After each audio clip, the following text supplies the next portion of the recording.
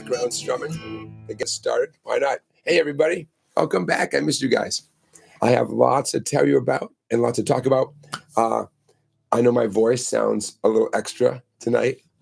Don't worry. It's just life. I feel great. I feel so great. And I can't wait to get right to a question. Let's get right into it. Michael Fisher has a great question, and he put some question marks in advance of the question. And that's the perfect thing. Michael says, how can you take a simple song like Knocking on Heaven's Door and slowly add things to it to build your skills like walk-ups and walk-downs and things like that? Excellent question. Okay, so as I saw this question come in, I picked up my copy of the Strum Pattern Bible written by me just to confirm that I remembered the right key of the song. And there you go. There's, in the case of this particular song, that is the whole song right there. G, D, A minor, G, D, C. So there you go. And I'm using my own book as a reference to get the song back in my brain so I can answer your question. Isn't that great? You too can get a copy of the Strum Pattern Bible at my website. We'll talk all about that. Okay, so what a great question. And as I was thinking about that question, I was thinking how you're thinking like a bluegrass guitar player as opposed to, say, a songwriter. And here's what I mean by that. A songwriter, especially a rock and roll songwriter, they're going to be directing their passion into the performance of the song, right? They wrote the song, they wrote the lyrics, they're banging out the chords, and that's what we expect them to do, right? It's a little bit of a stereotype, but okay. A bluegrass player is going to play an acoustic guitar song, a folky, country, bluegrassy kind of song, right? Could be a rock and roll song or a big, vague area, where all those things intersect. But a bluegrass player is going to be a little bit more conscientious about putting in cool stuff, right? Because they can, because they've worked so hard at.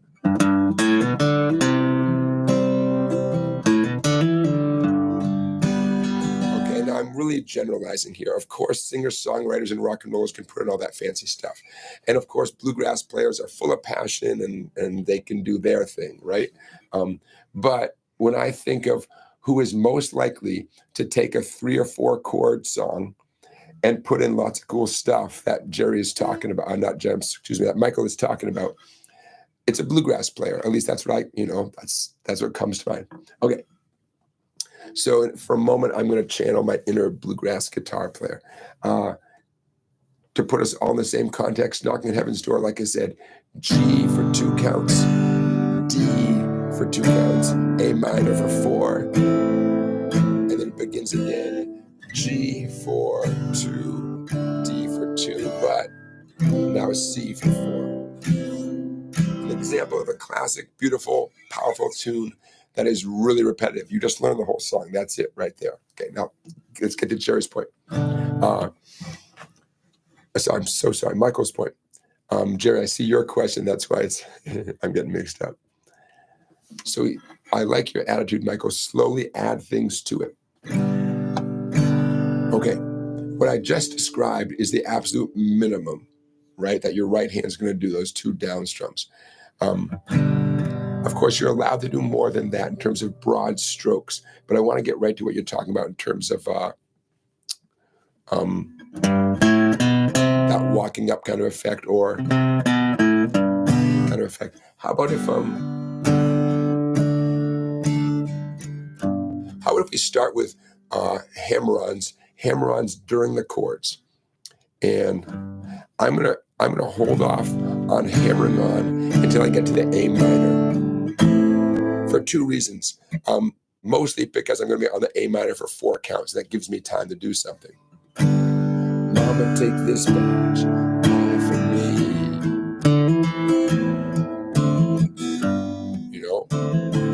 Okay, so what did I just do there?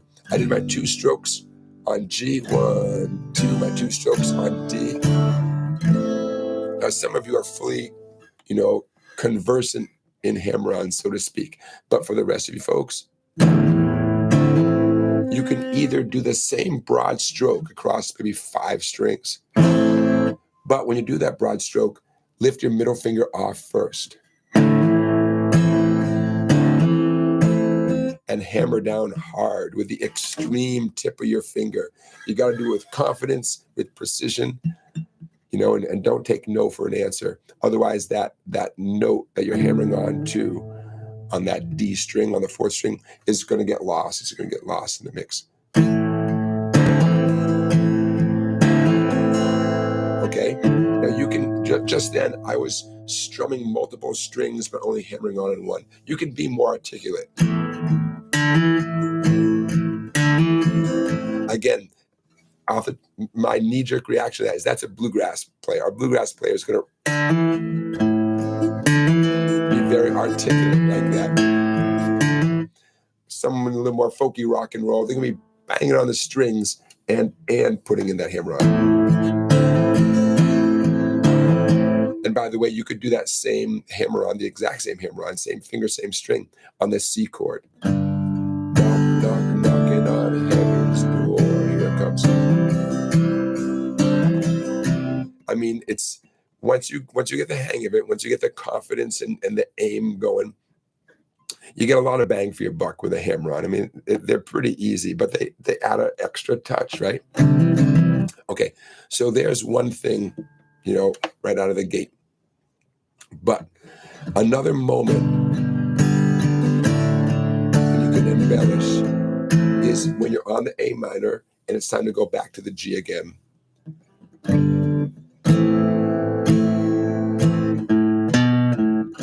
Okay, so I'm just making this up off the top of my head, but I know it's going to work because I'm using notes that are in the key of G, and I'm starting on the A while I'm on the A minor chord, and I'm ending on the G note when I'm on the G chord. You'll see what I mean. Okay, so instead of strumming that A minor for 4 counts, I'm going to go 1, 2, 3, and then on the open 5th string, I'm going to go open 5th string, 2nd fret 5th string, open 5th string again, and then I'm going to land with my ring finger. Got to be a ring finger, 6th string, 3rd fret. It's got to be a ring finger if you're doing Jonathan's G. You know, I'm low-key obsessed with doing G with my middle ring and pinky, right? This song is a great opportunity to do that. Okay, so in slow motion, here's my A minor for 3.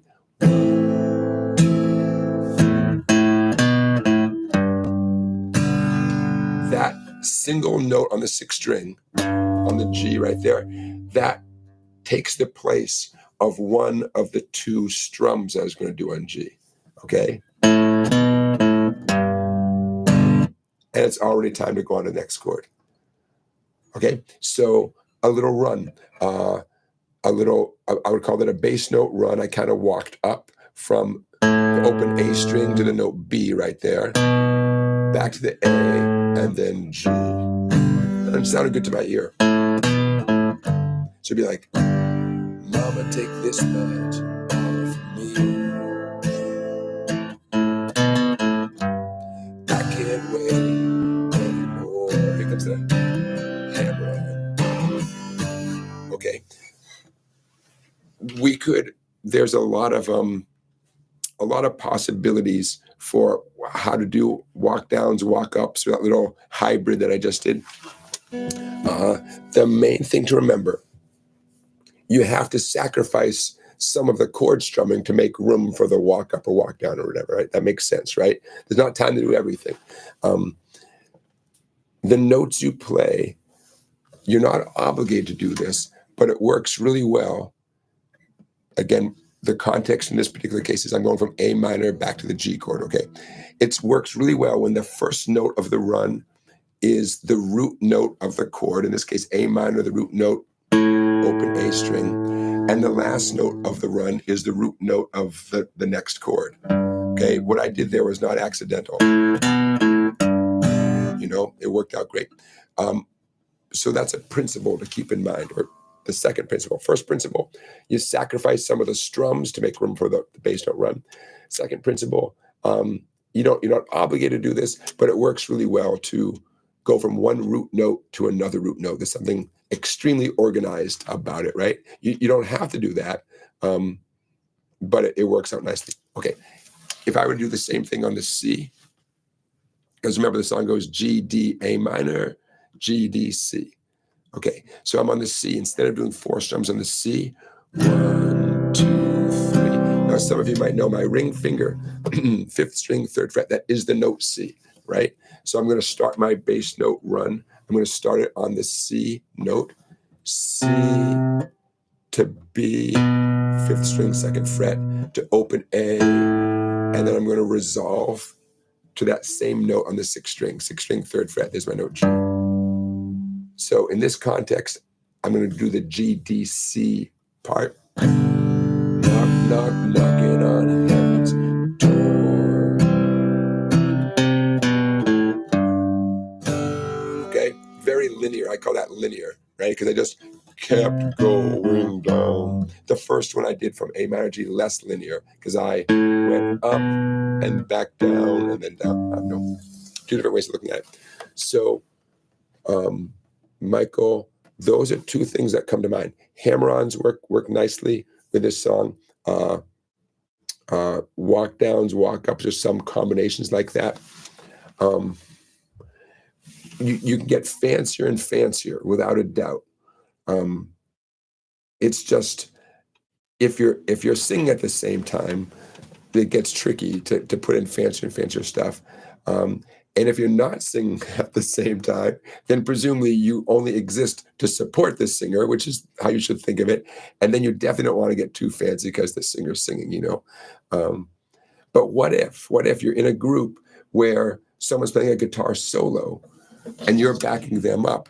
Well, I think that gives you the green light to put in a few little embellishments, because, I mean, someone's playing the solo and you still want to be a team player and support them. You don't want to overdo it, but, you know, you can cut loose a little bit, right? A little bit. So I'll leave it at that for right now. Hammer-ons, different bass note runs. But I like how you're thinking. In fact, just the fact that you're asking this question, it already shows that you get how this stuff works. You get that. You learn a simple song, you learn the basic chord progression, you got it, and then you begin building on it, which is exactly the right thing to do. I guess my parting words would be, maybe record yourself playing whatever you consider to be the basic stuff. I mean, I just did it really basic. 2 strums, and 4 strings. Record yourself doing that, no frills, nothing fancy, and then play along with yourself and experiment, you know.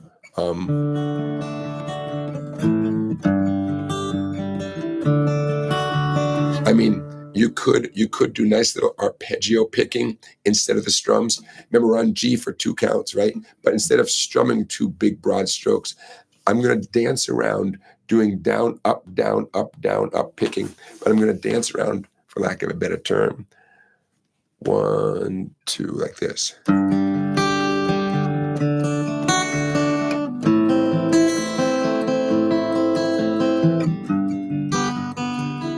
It's like fake finger picking, you know, because you're getting that effect of those individual notes, nice rhythmic thing, but you're not finger picking.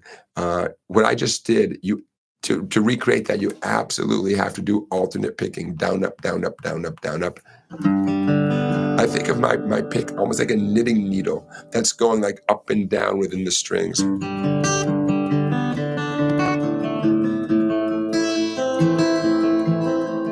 I mean, that's going to improve your picking skills for sure, especially if you're a little bit, not that you have to do a strict pattern, because I was not doing a strict pattern. I was kind of winging it just then. But just being aware of what strings you're going for, it's going to give you a better sense of a better picking ability in general. And it sounds pretty, right? It's like a different approach. Imagine like the band is rocking out. As you guys know, Knock on Heaven's Door doesn't have a whole lot of verses, but maybe take one of the verses and the band, play a little bit softer, and just that little guitar part, bring it down a little bit, and the band joins back in on the chorus. That would be pretty cool. Almost like a mandolin effect almost. Why not? Okay. Jerry asks, why is it so important to keep a log of practice times when you practice every day at the same time anyway? Yeah, I get it. Hey, man, if you're practicing every day at the same time anyway, you're my hero. What's the secret? I used to, yeah, a million years ago, I used to be able to practice every day, the same time, every day. What you can keep track of, though, is what you practice and how you're doing. With a metronome, if you're so inclined, I know not everybody owns a metronome, although I'll tell you right now, where's my phone? There's a free app you can get called Stage Metronome. That's the one I use.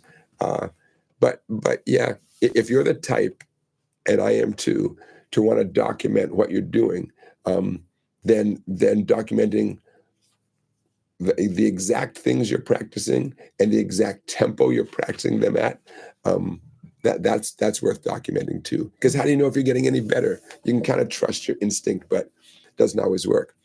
In general, people sound better. My students, they sound better than they think they do, and they improve more than they think they are, because they're beating themselves up, because every time they get to an F sharp minor chord, they can't do it. Meanwhile, the rest of the song sounds so good, and they're getting better and better and better at it. But you get like tunnel vision, right? You get tunnel vision. You beat yourself up because of that one thing that just maybe you don't feel like you're improving on. And hey, maybe you're not improving on that one thing. Meanwhile, the rest of the song around it is getting better and better. So, keeping track of how fast you're doing something. Oh, and again, if you're the type of person who's documenting, you're practicing, record yourself, man. Anybody who has a cell phone, it's so easy. Just record yourself.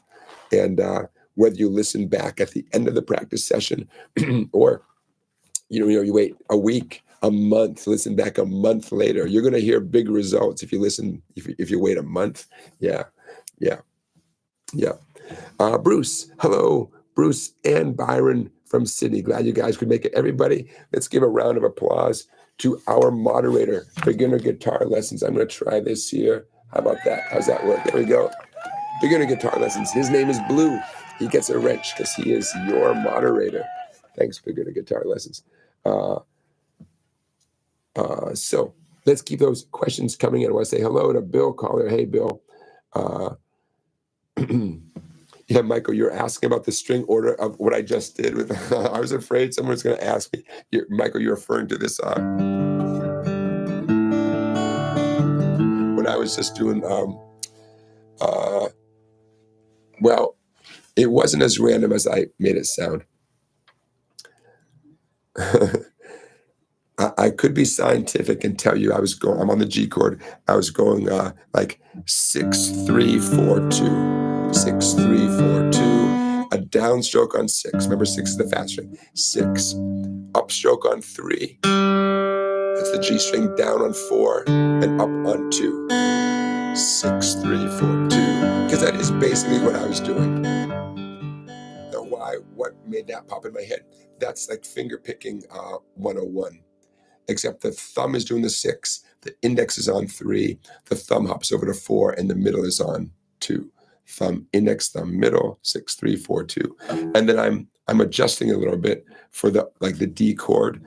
Now don't quote me. I'm not sure if this is exactly what I was doing, but in general, for the D I might do 4 2 3 1, 4 2 3 1, and for C I might do 5 3 4 2. 5 3 4 2, 5 3 4 2. But I was being a little bit loose intentionally, because the premise here is, what can you do with Knock on Heaven's Door to work on your skills a little bit? I mean, admittedly, if you're being super strict about the exact string, yes, that will definitely improve your skills. I didn't want to present it as something that you had to get hung up on. But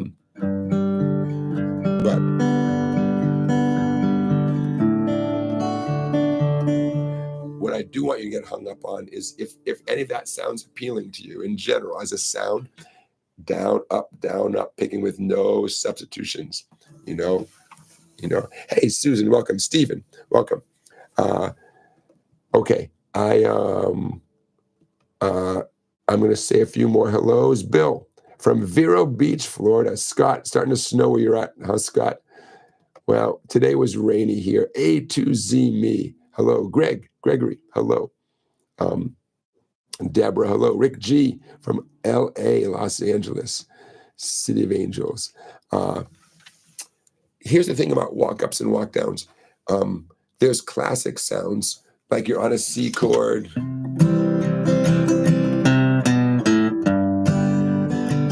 go down to G, or you're on G, and you go up to C. There's some classics that we should all learn and memorize and use as often as possible. And I wish I must have a list of these somewhere. I know I've seen them in books, but there's no like one definitive list of every walk up or walk down that you need. At a certain point, you do a handful of them connecting different chords, and you get the basic idea, right? The second thing, excuse me, is say you want to make up your own, and you get the idea. You might say, well, Jonathan, you went from A to B to A back to G when I was doing the A minor to G, right? You might say, well, why B? Why not the first fret B flat? I mean, how did I know B was going to sound good?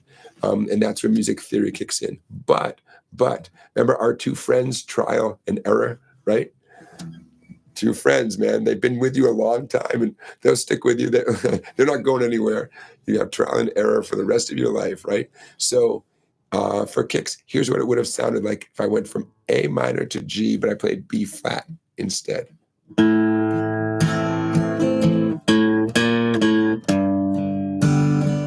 Little bluesy, right? A minor.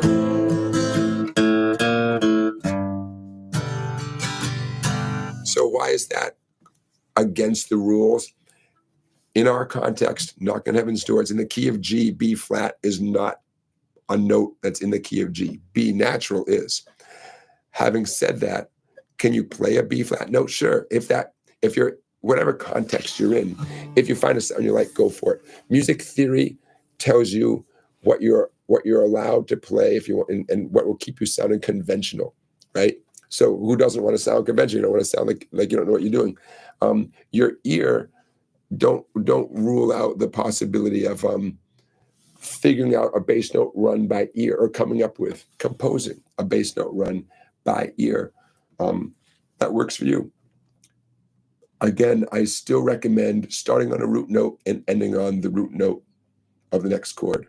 You can get away with a lot as long as you arrive. It's like flying a plane. Do we really know where the pilot is going? I mean, do we know every twist and turn? We hope the person is taking the most direct route, but landing the plane.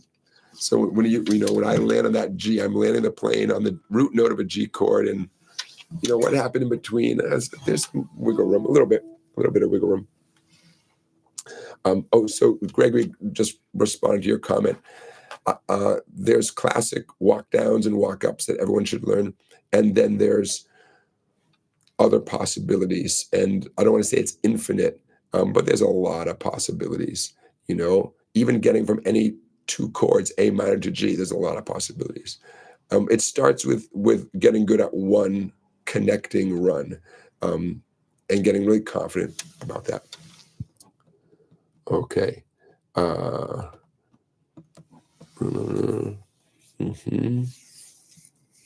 Gregory, that's so awesome. Gregory warms my heart. Gregory said, I did a jam this week with two players much better than me. I spent 4 hours the following day just practicing what I learned. That's awesome.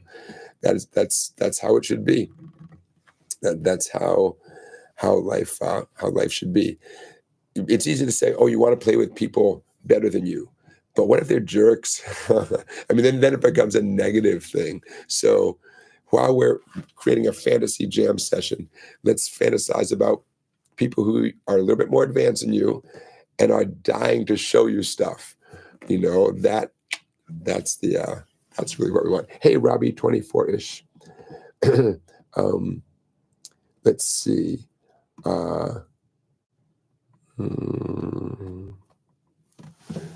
Blair, I'm reading your question. Blair says, can the intended composer's rhythm, what the songwriter intended, or how they want the song played, can it be elicited purely from musical notation? Meaning, can you crack open a book and get the rhythm right? Short answer, yeah. I mean, that's what musical notation is there for. But there's always a disclaimer, like ink on paper never truly captures music, right?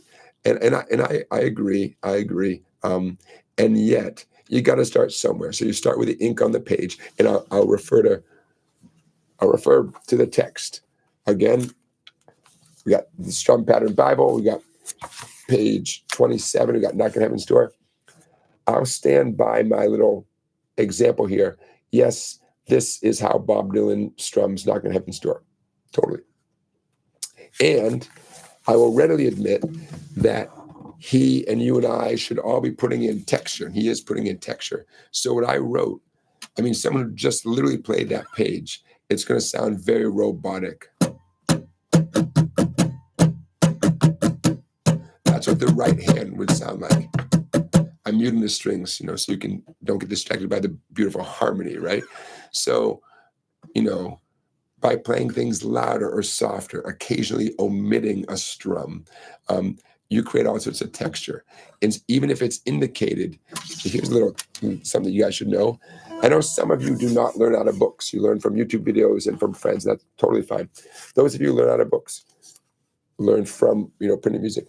See how I put a G chord right here, and I have 6 numbers in a stack.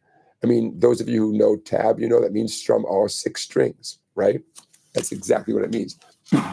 But you don't really strum all 6 strings, right? It's completely likely, and almost there should be a rule that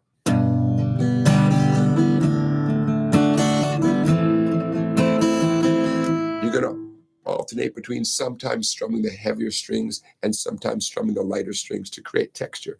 So I'm going to stay in the G chord just to illustrate this part. Here's the G chord, strumming all 6 strings because you're allowed to on the G chord, right?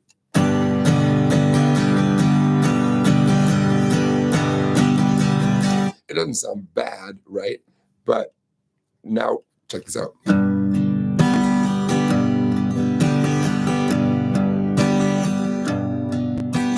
We got some texture. I'm doing the first 2 downstrokes mostly on the heavier strings, the bass strings. And then I'm doing that light down, up on the skinnier strings. That is not what it says in the paper, because typically books aren't written that way. They don't include that level of detail, but your ear hears a total difference. So yet another subtlety. I don't know how we got on this subject, but yet another subtlety, despite what it says on the page. So Blair, getting back to your question, that is what got me on this topic. Yes, yeah. I mean, you can get the. I mean, whoever wrote the song or the book that transcribes the song or whatever, I mean, they can go into as much detail as they want to about the exact rhythm and get us all, really darn close, if not exact. There's no reason to assume that something is not exact until you practice it, you play it accurately, and your ear tells you, there's some subtleties going on there that aren't in the notation. And I'm confirming, yes, that can also happen. So, but you got to start somewhere, right? So I hope that answers your question. Start with the musical notation. I mean, assume that you can read that, right? Start with that, and then let your ear, you got 2 free teachers, right? You got 2 on either side of your head. Those are the teachers that you got for free,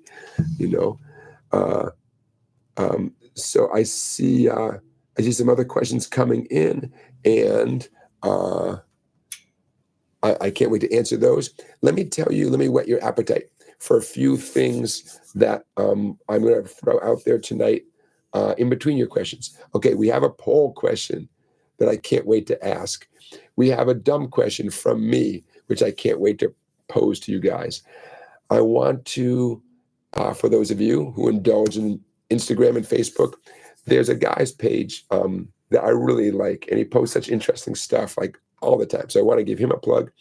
I got a guitar teacher story to tell you. I was not the guitar teacher involved, but it's an awesome story. So I want to tell you that story. I want to show you, drum roll please, the hardest guitar thing in the world. I know. Does that get your curiosity up? I'm going to show you. I can do it, but it hurts a little bit sometimes. You'll get a kick out of what it is. Oh, I always have a few rhetorical, philosophical points I want to throw out there for discussion. We do have a chord family of the night. The chords themselves are going to be easy, but I want to show you what you can do with these chords. And that's going to tie in with our play along. Because my voice is a little bit out tonight, I shall not sing. Don't make me sing. I shall not sing tonight. But that's okay. We can still do the song and talk about the song. You'll see what I mean. And, if we have time, I want to make my first shout out to a professional basketball player to prove yet another point, or at least to illustrate another point. So lots to talk about tonight in between your questions. Hey, starting with Robbie, 24-ish, says, how did your son do swimming? How did my son do swimming? My son did great. I missed you guys last weekend. I was in the great city of Ithaca, New York, and now is a good time to do my reveal. Can you see my shirt here? Ithaca Guitar Works. What a cool guitar store. So my wife and I went to Ithaca, New York to watch my son swim in a big multi-college swim tournament, an annual thing.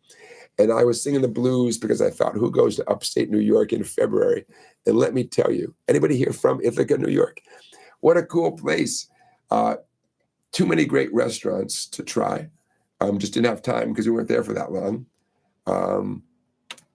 Great guitar store, Ithaca Guitar Works. You guys have to, if you're in upstate New York, please check out Ithaca Guitar Works. Very cool place, very cool staff.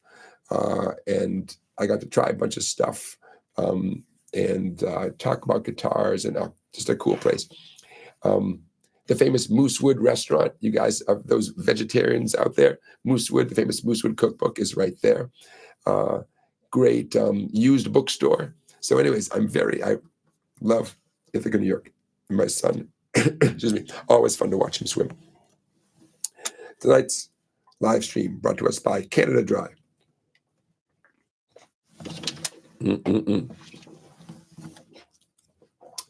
I'm here in the new Elm Street studio, and my friend had a bunch of this sitting around. I forgot to bring a beverage, so I shall hydrate with Canada Dry ginger ale and raspberry lemonade mixed together. Dynamite. All right. So yeah, I want to give a shout out to Ithaca, New York, and Ithaca Guitar Works. Isn't that a cool shirt? I like that black and gold. Very cool. And I saw a question, and if you guys at Charlie Beagle, hey Charlie Beagle, Cornell is, I suppose Cornell is what made Ithaca, New York, or it's what a lot of people know when they think of Ithaca, New York. And Cornell, fine institution. We did a little drive-by Cornell. The swim tournament was hosted by Ithaca College, but Cornell, very impressive. Any Cornell alums out there, you got a very impressive school. We just weren't in that section of Ithaca, partly because there was no guitar store in that part of Ithaca. So I saw another question, and if you guys ask it, I'm going to talk about it. Stephen Mannion says, when will we see the new rig? And Stephen, I assume you're talking about my new favorite guitar company, the LSL Guitar Company. And before I forget, before I get into the topic, I'm going to put their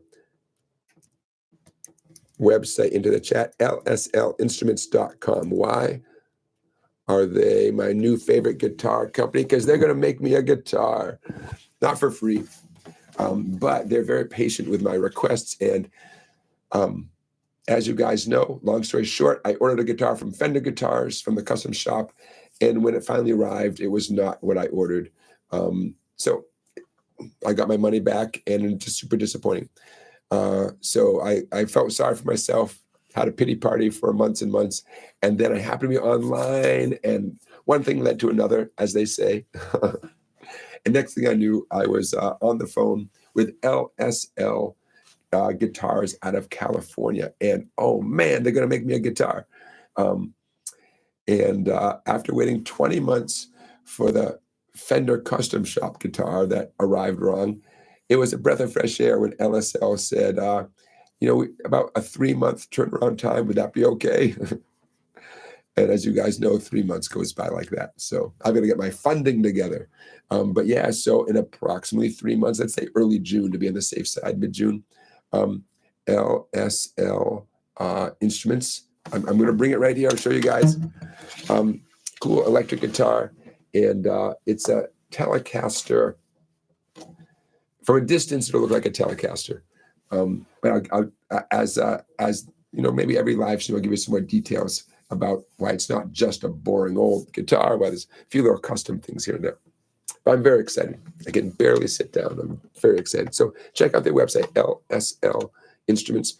And those of you who shop around on reverb.com, there's a bunch of LSL guitars on reverb.com, so you can see the range of what they do, and you know, some beautiful, beautiful stuff. This all started, by the way, because let's see, I started teaching guitar in 1992, and I thought, ooh, in 2022, I will have been teaching for 30 years. I thought, oh, you know what?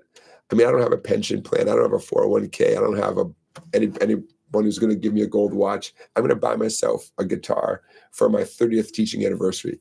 And that was the premise of all this. That was a long time ago. So this guitar will arrive in time for me to celebrate 32 years of teaching. It's okay. I can be patient. It'll be worth it. Hey, Gregory. Yeah, Gregory, I'm glad you put this in the chat. Gregory, he's mentioned that, you know, he had this jam session, and this is what he learned from the jam session. He says, changing your pick angle, softening your strum, excellent. Yeah, right there. I call that having a lighter touch. Same thing. Yep. And I have no doubt that changing the pick angle could be part of that. Also simply holding the pick looser. You guys have heard me talk about this before. If you're playing and the pick falls out of your hand, great. Just hold it a tiny bit tighter. If you're playing and the pick, you know, habitually rotates, you know, around while you're playing, great. Hold it a tiny bit tighter. Those are good problems to have, you know. So yeah, I would just add that, Gregory. Soften your strum, yeah, and you know what? You're like, that's a little mile marker on the highway, you know. Realizing you need to lighten your touch a little bit, soften your strum, and then doing it. It's like, okay, Gregory has got to that point. If you were a student of mine, I'd be like, check, he's got to that point. You know, how many of you can relate to this? I broke more strings in the first, say, year of playing the guitar than I've broken in the next. I played the guitar for 40, not quite 40 years, 30 something, right? I never break strings ever. But in the first year, I broke a lot of strings. You tell me why. It's not that strings haven't gotten stronger over the years, right? It has to be, because I had such a death grip on the pick. It has to be, right? It has to be. Oh, so Pooba John, I'm going to jump into your question. He says, why do upstrokes feel so unnatural to me? It could be from having a tight grip on the pick. At least that's absolutely a good step to getting them to feel more natural, you know. I would suggest to become more natural with upstrokes. Especially if you're talking about upstrokes on a chord, I'm going to go to a nice E minor chord here.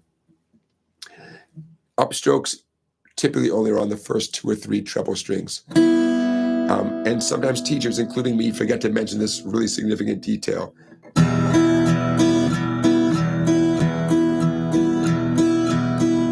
Those little upstrokes, right? You can hear just a few skinny strings. If teachers, including me, forget to mention that upstrokes do not have to involve or include every possible string, if we forget to mention that, that's on us. You know, that's not your fault. So in general, upstrokes, when you're doing chords, really are only in the first couple treble strings. That alone might solve some of the problem. Otherwise, you might say you're talking about upstrokes just on an individual string. Don't just take your open E string, keep your arm relaxed, your wrist, your everything super relaxed, and just go down, up, down, up, down, up, down, up. Just, I don't want to say absent-mindedly, but you're watching something on TV or YouTube. I have a student currently, one of my in-person students, who is really into audiobooks and will practice the guitar while she's listening to audiobooks. Why not, man? Why not? Yeah, Charlie Beagle says, hold on loosely. That's it. Hold on loosely, right? Loose grip on the pick. That isn't to say there aren't moments when you do want to squeeze that pick a little bit tighter, sure. But that comes naturally to most of us. What doesn't come naturally is relinquishing our power, our control. Because it certainly has the feeling that we're losing control of the pick. Yeah. So anyways, to get used to upstrokes on individual strings, just take any one string, just a bunch of down ups, down ups, down ups.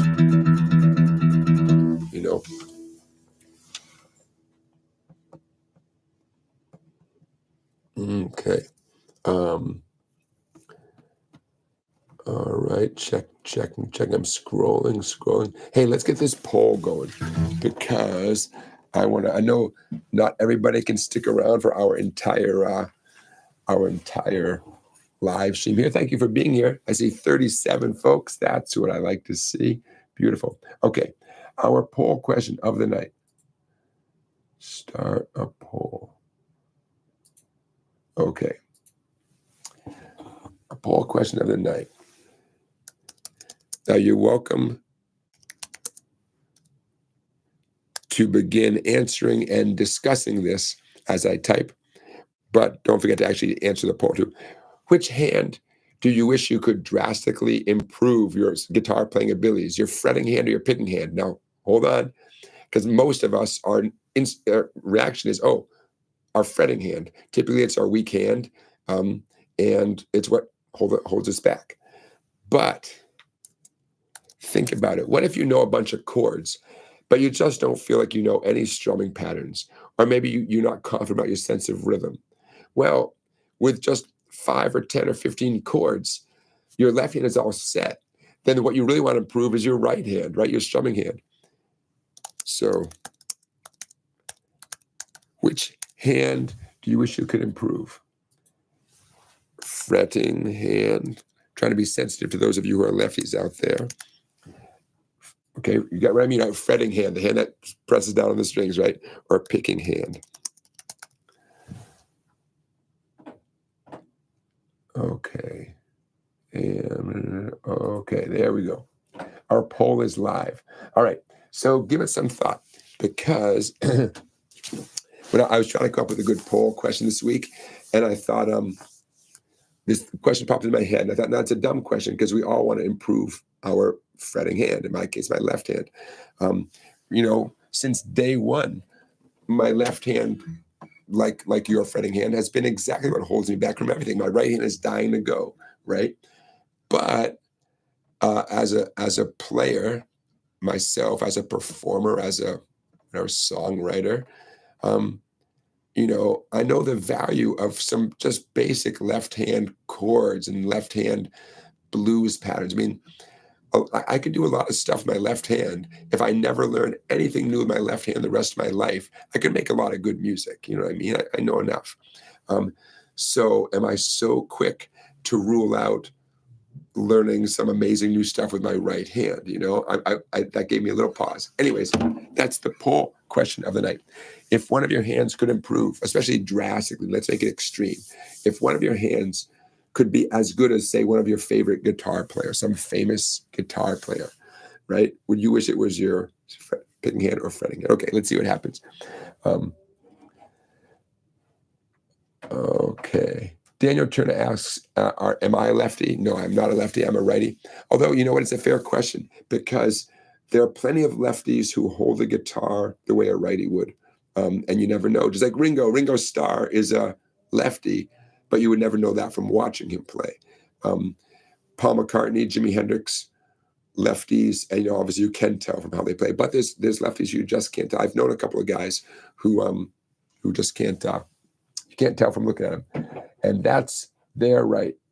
And I've had guitar students who identify themselves as lefties, but when you hand them a guitar on day one, often this is a child, they take the guitar and they hold it like a righty.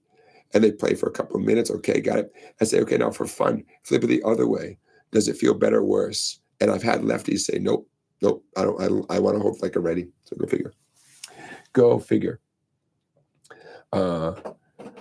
Okay. So bear with me, my friends. I'm scrolling up. If Charlie Beagle says, how many of those Italian musical terms do you know? I know a lot of those Italians. Isn't it funny? What I don't know is how the Italians got the monopoly on, historically, on all these terms like crescendo, legato. I know the reason is out. It has to do with history, right? The Italians were clearly in the right place at the right time. Okay, let's see. Okay. Jerry wishes the poll question allowed for both answers, improve both your hands. I get it. I know it. Yeah. Oh, Blair. Okay, Blair is a lefty who plays like a righty. Hey, it makes your shopping a lot easier, right? A lot easier. It's tough for lefties. Although you guys know about Southpaw guitars out of Houston, I think. They only stock lefty guitars. And my understanding is if they happen to have a righty in stock, they put a surcharge on it. They charge it more. So, yeah. Charlie Beagle asks, how long had I been playing guitar before you felt confident enough to start busking on the street?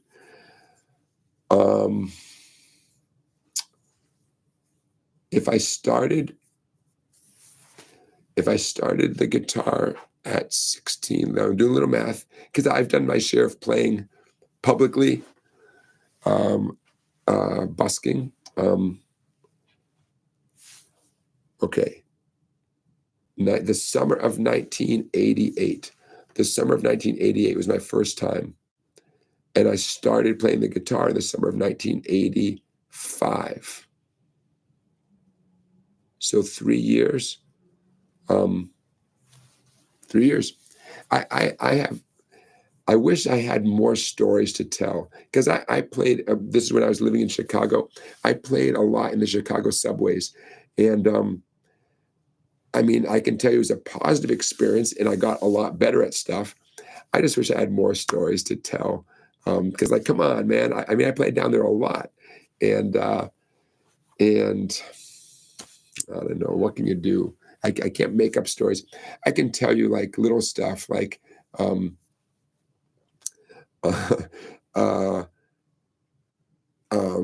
playing, and a couple of plainclothes policemen, came down and showed me some pictures and wanted to know, hey, had this guy been in that vicinity in the last 5 minutes? That was a little dramatic. I had not seen the person. Kind of a bummer. I saw 2 young college kids. They're waiting for the train on the platform. And Gregory, thank you for your super chat. I appreciate that. And they go into a little brown paper bag. They crack open a beer, and I think they each took a sip and immediately got arrested. Oh, I felt so bad for them. I don't know where these cops were, but the cops came out of nowhere and just hustled these kids away. And I thought, oh, ouch. So I don't know. It's a lot of fun, and it got me, fun because the immediate satisfaction of playing a song and seeing people enjoy it, and getting paid. Frankly, it felt, you see those coins drop in the case. It's a beautiful thing, and the paper dollar floating down. Let me tell you, you appreciate the value of a dollar bill when you're busking, because nothing wrong with change. Some people would unload the change, but people would say to me, "You're helping me out. I got too much change in my pocket. I got to get rid of this stuff." But there's nothing like that beautiful floating dollar bill, man. There, it's a beautiful thing. Let's see. I some nice conversations with folks. I just wish I had some great stories. some famous guitar player came and played with me, or someone sang, I don't know. I'll think about it. But if they're really great stories, they'd pop into my head, wouldn't they? So, and I did it. Let's see. I did it. Oh, were the first songs I performed. Oh, I knew some Bob Dylan songs. I think I had a couple of Bruce Springsteen songs, maybe a couple of Woody Guthrie songs. Kind of shows you where my head was at in 1980, 1988. Neil Young, I'm sure I must have played Old Man, maybe by Neil Young. What else did I play? A lot of Bob Dylan songs.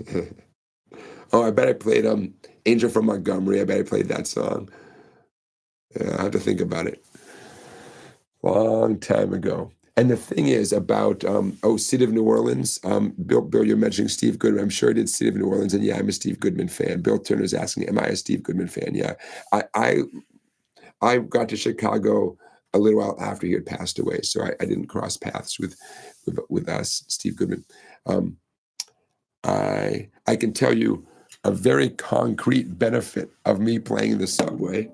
I mean, this is what happens when you play every day for a bunch of hours. You stumble across stuff. And some of you might remember me saying this before. When I first started, I was doing a lot of real basic strumming, exactly what you think. A lot of...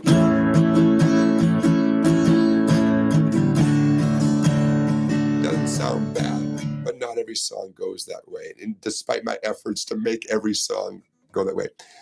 And I would go to open mic nights and different acoustic, folky places and watch the more experienced guitar players.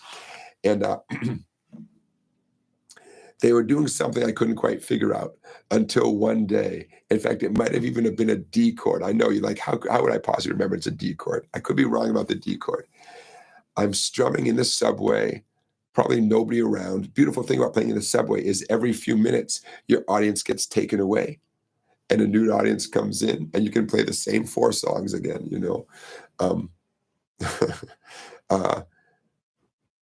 I hit a single bass string by itself, and then I strummed a chord. And I thought, wait a minute.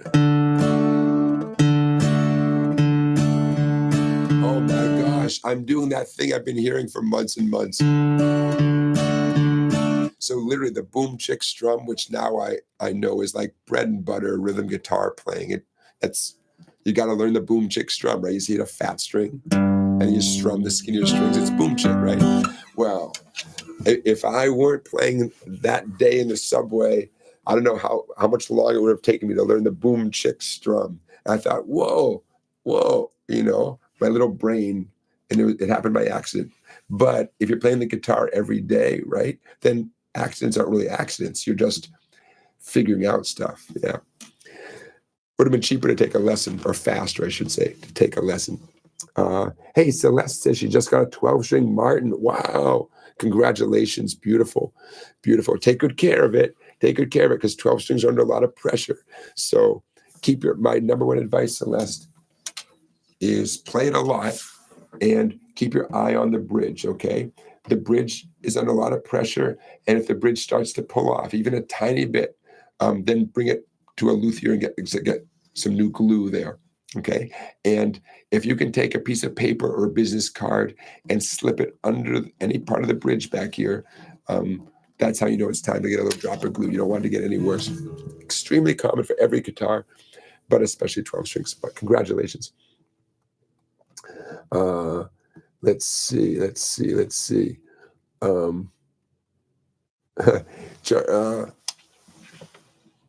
Charlie, I would just play whatever I wanted to play.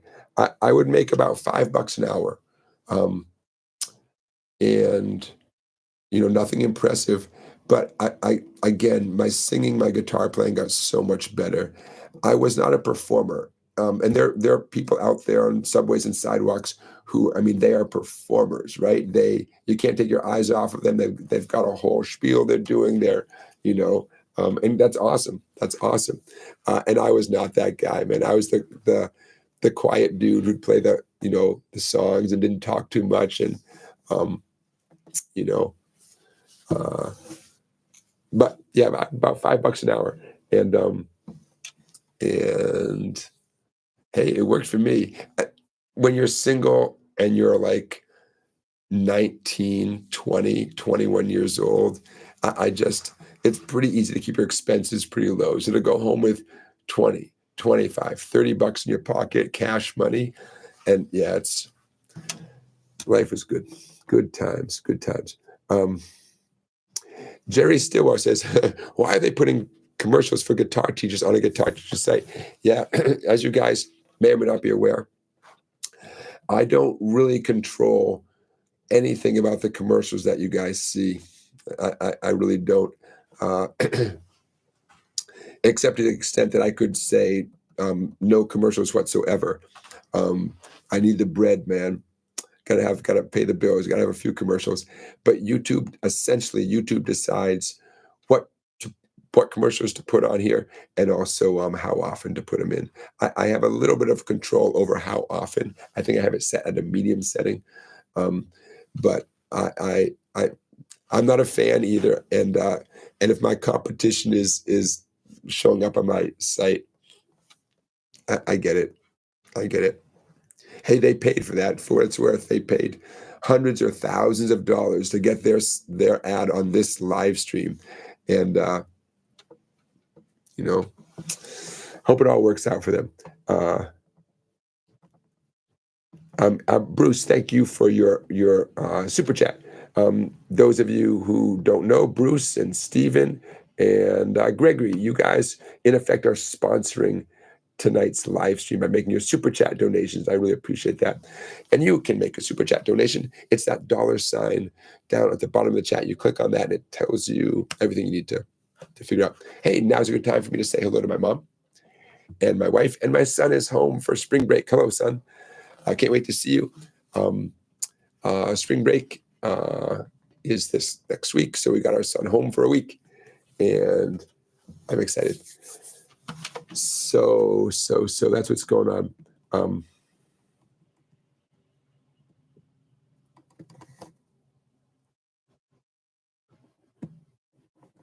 Okay, bear with me, you guys.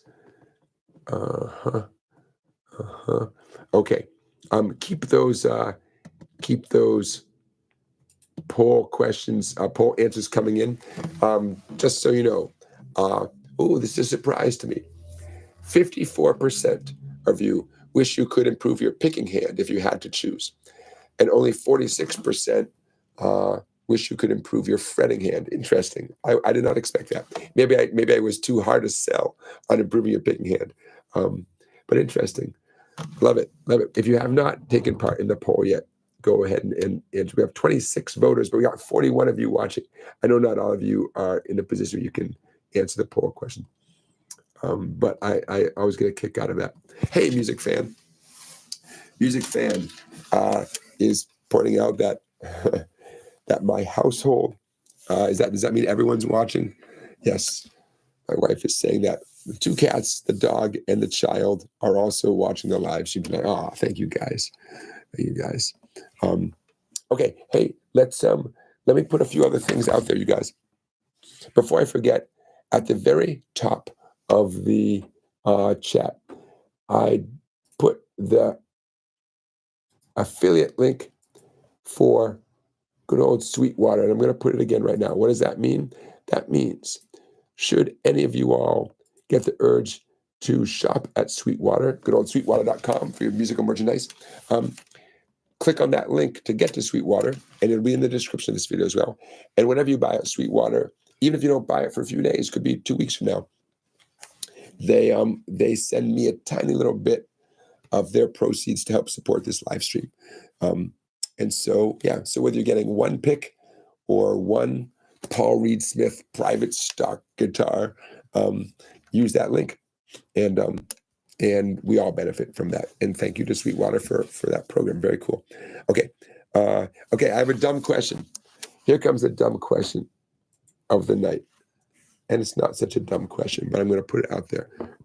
Okay, my dumb question for you: how do you know if something you're practicing is simply too hard for you? How do you know? Because maybe you just need to practice it more. But maybe it's too hard. Maybe it's not appropriate for your level at this time, right? So there's something for you guys to think about. How do you know? In theory, you should be getting better at it, right? If it's not too hard for you, every day, every hour, every practice session, you should be getting a little bit better at it. Maybe not as quickly as you'd like, but in general, you want to look for that, right? If it's not too hard for you, you want to, you want to, the comments are coming in. All right. You want to note some improvement, right? That's a sign. What if your hand hurts? That's a tricky one. You always want to listen to your body. Nothing is worth getting hurt over, because that's going to take you out of commission for everything. You can't play the easy stuff or the hard stuff if your hand hurts, right? I mean, if you've got some carpal tunnel or something, right? Then again, I don't know if it's just your fingertips a little sore. Well, that's different than like wrist pain, right? Or pain in the back of your hand. But that's something to think about. How do you know if it's too hard? If your hand is telling you, don't do this, it's too hard. Oh, that reminds me. This might be a nice lead into that thing I teased you with at the beginning of the live stream, that I was going to show you the hardest thing in the world. So yeah, how do you know if something's too hard? Scott Rhodes makes a good point. If it's just not fun anymore, it's just, you decide, you know what? Yeah, that's a sign that's too hard for you. And no shame. I mean, if you think about the sheer magnitude of all the guitar things that are out there, the styles of music, the styles of picking, there's always something that's a little bit out of reach for all of us, me included. And there's tons of stuff that's within reach, So, hey, if you're not having fun anymore, time to move on, invest your time elsewhere. Jerry Stillwell says, get a better instructor. How do you know something's too hard for you? If the instructor gave you something and it's not working for you, well, at least at a minimum, have a discussion with the instructor. Like, should I be getting this? Should I be making more of an improvement? Although I'll tell you what, as a teacher, I've had a lot of students over the years, they show up for the lesson, say, hey, I got to admit, I really haven't practiced much at all. I really haven't practiced much at all. I say, I get that. And they say, yeah, and this thing you gave me, it's really hard. I'm like, wait a minute. Both things cannot be true. You can't show up with zero practice and say this thing is really hard. Like, well, it doesn't, it doesn't make any sense. How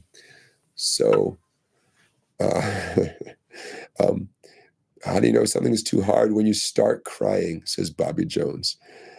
How do you know it's too hard? Your pet leaves the room, says Blair. How do you know it's too hard?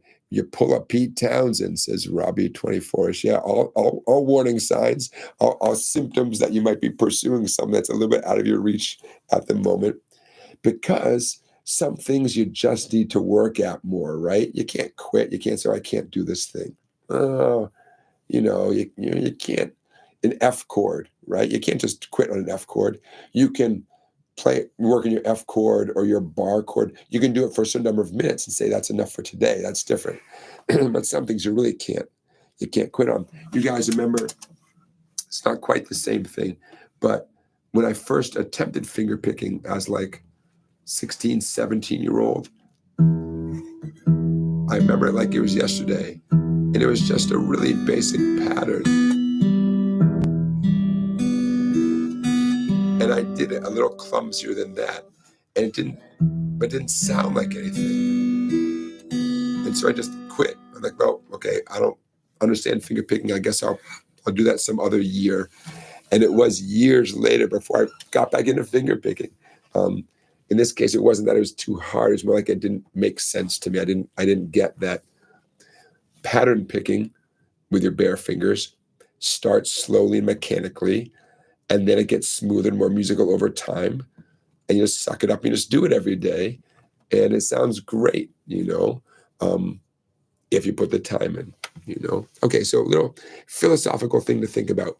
It is possible that with some one thing you're currently working on is just too hard for you. Ultimately, it wasn't a great choice. You were ambitious, you jumped on it, and maybe your time is better invested elsewhere for the moment, But some things, maybe you just need to work on it more. Maybe you did it once this week, and when you do it again next week, it's not going to be any easier, but that's just because you haven't put in the sweat. Sorry, little tough love. Little tough love.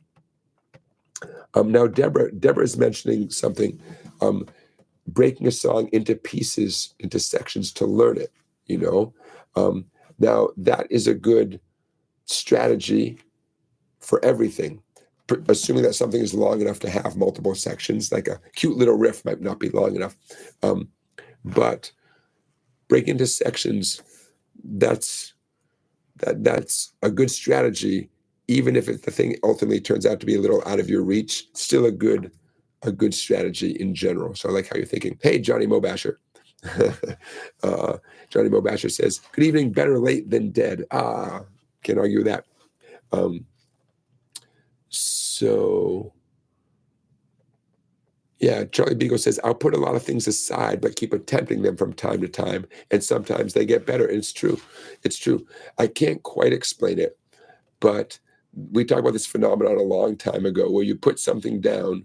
Maybe you just don't practice. Maybe you're camping. Maybe you're doing something. You're traveling, and you come back to your guitar, and certain things just all of a sudden you're better at them. And I can't explain it. But what I can tell you is the only time that happens is when you've already put in a lot of work on something. That's when you get this magical reward sometimes where you take a few days off, but then you come back and you're better at it.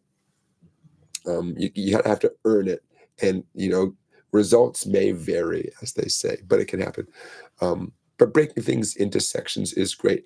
And I'm always going to encourage you guys to have one big thing you're working on, whether it's for some of you, knocking on heaven's door, the way we began the lesson, playing knocking on heaven's door with the 4 chords and, some sort of strumming pattern, and being able to do that all the way through.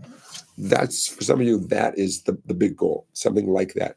Others, I'm sure some of you are working on, Eruption, Eddie Van Halen. I don't know, maybe playing every note of Wish You Were Here, right? The introduction, the cool little guitar solo part of the introduction, right before the lyrics come in. Every note of Wish You Were Here. Okay, that's a pretty big project, right? I would encourage you guys to all have at least one big thing that you're working on.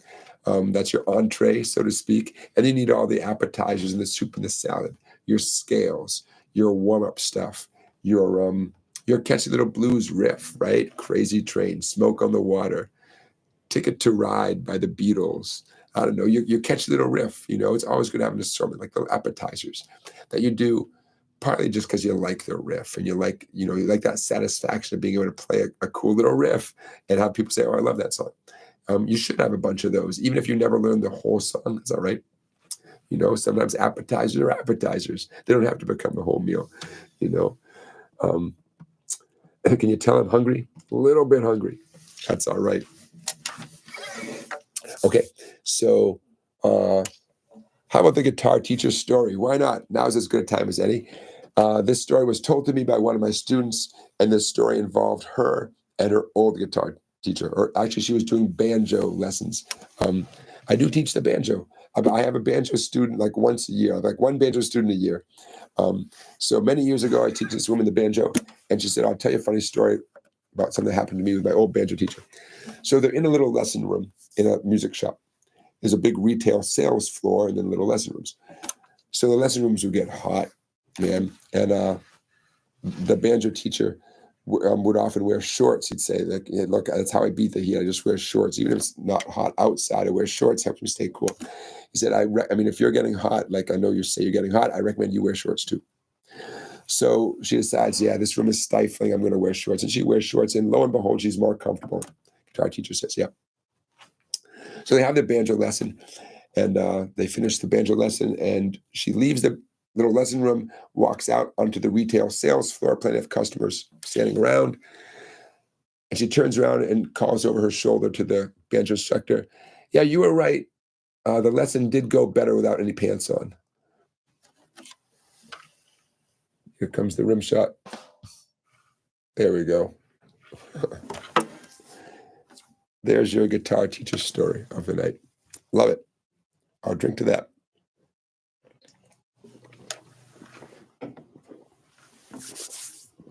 Okay.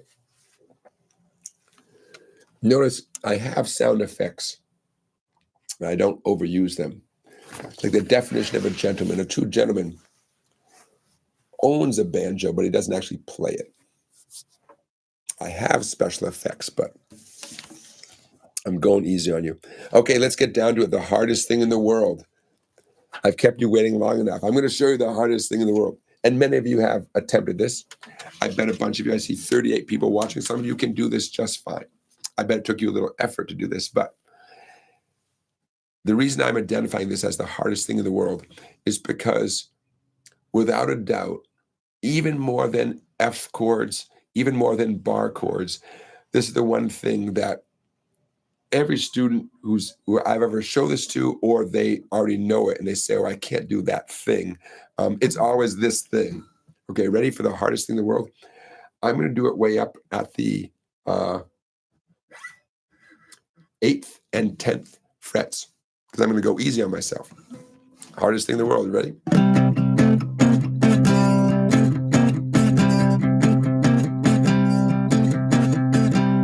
Okay, good old Chuck Berry kind of riff. Now, why is that the hardest thing in the world? Because of what it asks your pinky to do. For those of you who are watching, not listening, you can see, does that look natural in my hand? It does not look natural. It looks like, you know how a snake can crank open its jaw so it can eat like a football or whatever? That's in effect, that's what my pinky's doing. I mean, I'm looking at myself in the monitor. It looks kind of scary. Like, I can't believe my pinky's doing that. Okay, so what are we doing here? Chuck Berry, by the way, had, to my knowledge, had pretty darn big hands. So this might not have been quite as big a workout for him as it is for the rest of us mere mortals. I have a C power chord at 8 and 10. Index finger 8 on the E string. Ring finger 10 on the A string. Now the excitement here, the drama, the challenge is the pinky. The pinky is going to be jumping in on the A string, 5th string, 12th fret, and also the A string, 13th fret.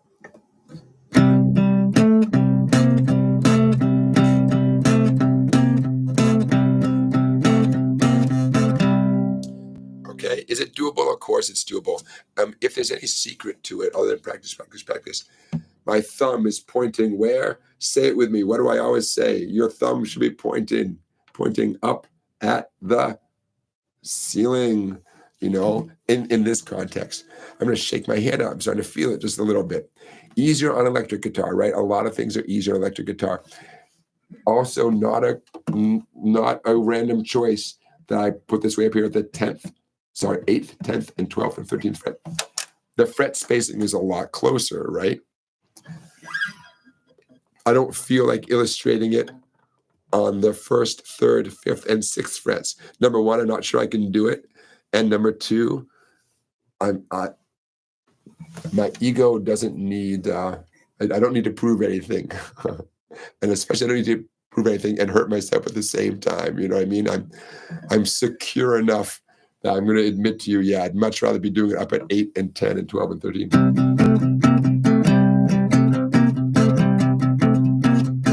If I can do it, you can do it. Those of you with smaller hands, yeah, it'll take a little more practice. By the way, you can go higher than 8 and 10. How about 12 and 14? Oops.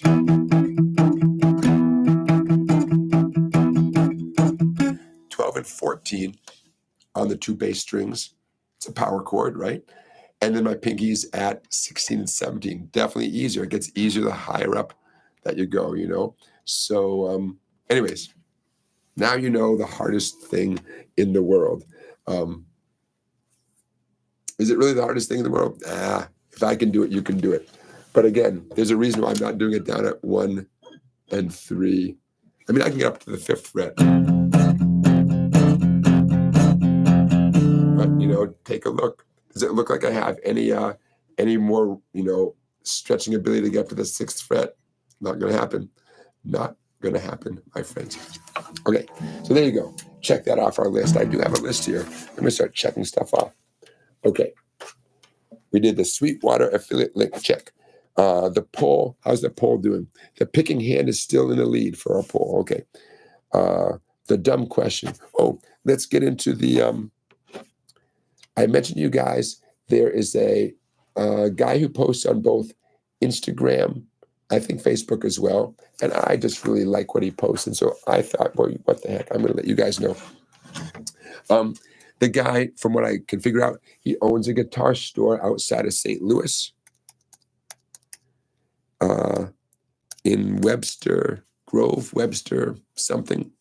On the map, it looks to me like it's a suburb of St. Louis. And he posts such interesting stuff. So I'm putting the name of his Instagram, Facebook channel. I'm putting that in the chat. But I encourage you. I don't know the guy. I feel like I know him because he has great taste in.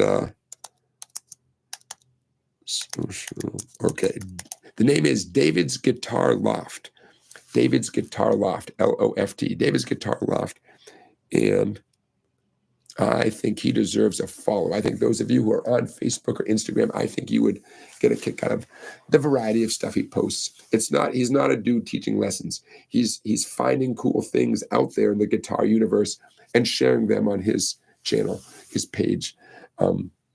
And time and again, I'll see a cool thing that pops up in my Instagram feed, and I say, "Ooh, who posted that? That's awesome!" And it's David's Guitar Loft.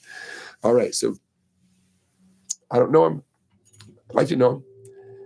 I've never been to St. Louis. Love to go to St. Louis. Anybody here from St. Louis? Maybe some of you are actually in that area and you've been to his. I assume it's a guitar store, and you've been there. Maybe you know this guy, and if you do, tell him I said hi. Okay, so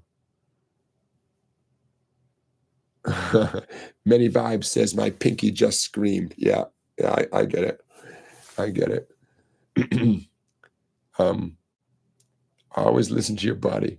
Okay, how we doing on our on time here, everybody? Okay, 6:20 here in the Connecticut River Valley, where we are broadcasting from. Okay, check off. Want to give you an update on my student. I'm going to call her Maria. That may or may not be her real name. I don't know if I named her before. Maria is my in-person student who you guys might remember me saying this before. She is, I'm bad with ages. She's 6 or 7. I don't think she's 8. Let's go with 7. Maria is the student that the worse her technique is, the better she sounds. So when she does what I ask her to do, and she holds the guitar the way you hold the guitar, right, on your leg, straight up and down, and she keeps her thumb on the back of the neck and uses the tip of her finger, very often her notes come out kind of like that, right? As time goes on, meaning 30 seconds, her guitar becomes more and more horizontal, if you know what I mean, and her thumb pokes around the front of the instrument, and her notes get a lot clearer, and it's killing me. It's been weeks now, and I correct her. Put your thumb behind the neck, get the guitar back on your leg, and the process begins again. So just to give you an update on Maria, quote Maria, and her progress, she's a wonderful kid, and I'm at a little bit of a loss as to what to do. So I compliment her when the sound is nice, like a bell ringing, right? When the notes come out nice and clear, I compliment her on that sound because I want her to know that sound is the sound we're going for. But we're also trying to get that sound with good technique. And so anyways, that's your update. There's your Maria update. I'll keep you guys posted. Okay. Hey, before I forget, For the past few live streams, I've opened the floor here for requests. You guys may remember that I'm working on my newest book, which is going to be chord melody arrangements. And you guys have suggested some very cool song ideas, and I want to make sure you guys suggest some more. So in the chat, I'm going to just make it a formal thing. I'm going to say, what song should be in my next chord melody? I'm going to call it a chord melody songbook. So actually my first chord melody songbook. And those of you who might not have access to the chat, because maybe you're watching this a week from now, just send me an email. You don't have to answer right now. The email address is info@song-bike.com. Okay, before you make a bunch of suggestions, I'm looking for famous songs that are slow and have easy chords. Okay, famous, slow, easy. And I have about 18 songs ready to go, and I'm going to probably do about 30 songs. And actually, a few of your suggestions are probably going to make it into the book. So keep those suggestions coming. Famous songs, slow songs, easy chords. If you're not sure about one of those three factors, put it in the chat anyways. Famous, slow, easy. Famous counts for a lot, and slow counts for a lot. The chords, sometimes I can fudge the chords a little bit, but famous songs and slow songs count for a lot. Okay. Deborah says, my guitar teacher used to smack my thumb lightly if my thumb wasn't right, it wasn't in the correct place on your left hand. Corporal punishment. I get it. I personally have never done that to my knowledge. I don't think I've thought about it. I can't lie, I've thought about it. Okay, again, live stream brought to us by Canada Dry. Canada Dry ginger ale.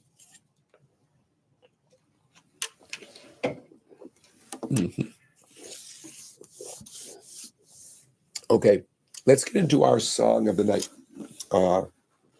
For better, for worse, I shall not be singing the song tonight, but that won't stop me from. We got to do a song of the night, right? Okay, chord family, and then the song. Chord family: E, D, A, D, and A. You guys know those chords. Name this tune.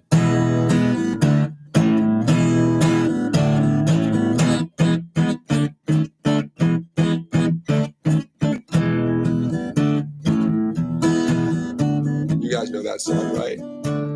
What song is that? E, D, and A. I made the mistake of mentioning that you could play that song using the DCG trick. Oh, people freaked out. It's not DCG, it's EDA. Yeah, I learned the hard way. I know. But my point was, in theory,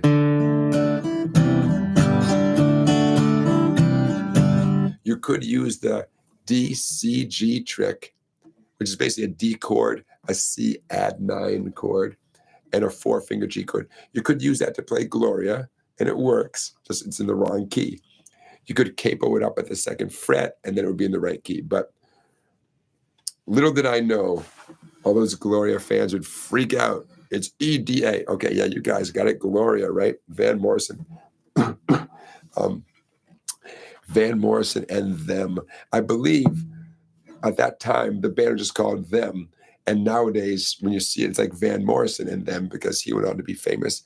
And I don't want to underestimate what the rest of the people in the band did, but Van Morrison became Van Morrison. Okay. So why did I choose Gloria for tonight? It's 3 chords. That's what I like about songs that we can do as a group here. So in a nutshell, Gloria, 2 beats on the E major, 1 beat on D major, and 1 beat on A major. So at the simplest, and for those of you who are beginners, great workout because you got to get good at these chords, and you got to get good at changing between the chords. And this is a tricky one because there's no time to stop and think, right? E, E, D, A, E, E, D, A. So you got to take it slowly at first, and I mean, it could take you weeks. I mean, if you're a beginner, you should plan on this taking you weeks and weeks and weeks and weeks before you can go anywhere near the speed of the recording. That's okay. That's okay. What's better? Working on E, D, and A in a vacuum, or working on E, D, and A in the context of a famous song, right? Famous song wins every time. Okay. So for those of you advanced players who are saying, I've played Gloria since I was first picked up the guitar, let's make it more interesting. What about doing E, D, and A up the neck, right? This is not going to be hard. It just might be unfamiliar to some of you. So I'm going to propose. Okay. You guys know I'm obsessed with the one finger A major chord, right? Instead of A with 3 separate fingers, do A with 1 finger. Okay. A with 1 finger, that's nice, but the song starts on E. So watch this. That 1 finger A chord, but up at the 7th fret. I'm making a partial bar at the 2nd fret. I'm squeezing the 4 treble strings. My pressure is all on the 2nd, 3rd, and 4th strings. I'm not going to strum the first skinny string, so I'm not concerned about how that sounds. Okay, that's the 4th string, 3rd string, 2nd string, D, G, and B at the 7th fret. That is an E major chord. Backwards 2 frets, same thing at the 5th fret. That's a D major chord. And then where are we here? I could go back to this 1 finger A, since the song does go E, E, D, A. Are we here? Oh, I misspoke. Do over. 9. E is at 9, D is at 7. 9, 9, 7, 2. Okay, that partial bar at the 9th fret is E. Same thing, the 7th fret is D. And then, except that's a weird jump. It doesn't sound bad, but it's 9 to 7 to 2, and you got to rush so far back. So watch this.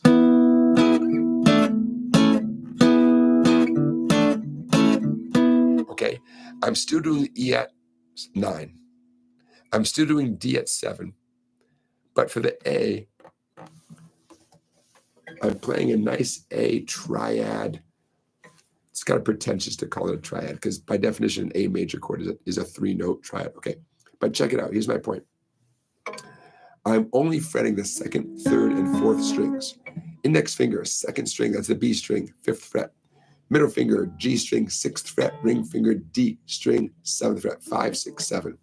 That alone, no skinny 1st string, no bass strings. That alone is an A major chord. Some of you might be saying, "Ooh, you could include that open A string." I could, but I don't want to muddy the waters because that's not the priority right now. Okay, so why would I choose that A? Watch this. Ring finger bar at 9, there's my E. Ring finger bar at 7, that's my D. And see if my index and middle are just dying to get to that A chord. Ooh, they're right there.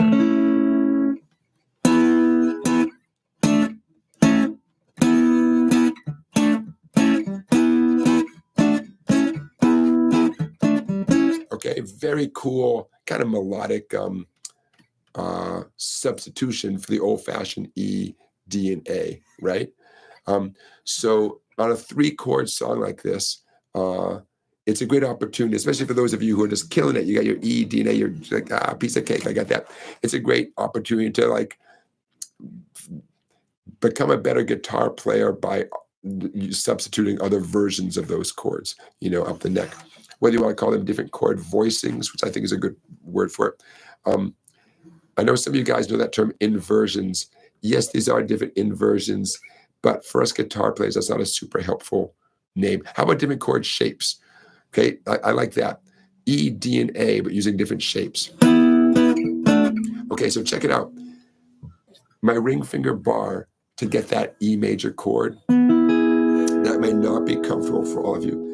Your ring finger has to arch the wrong way, like a ski jump. That may not be comfortable. You don't have to do the ring finger.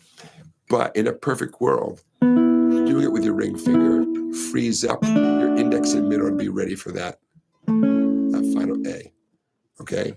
So another way of doing it.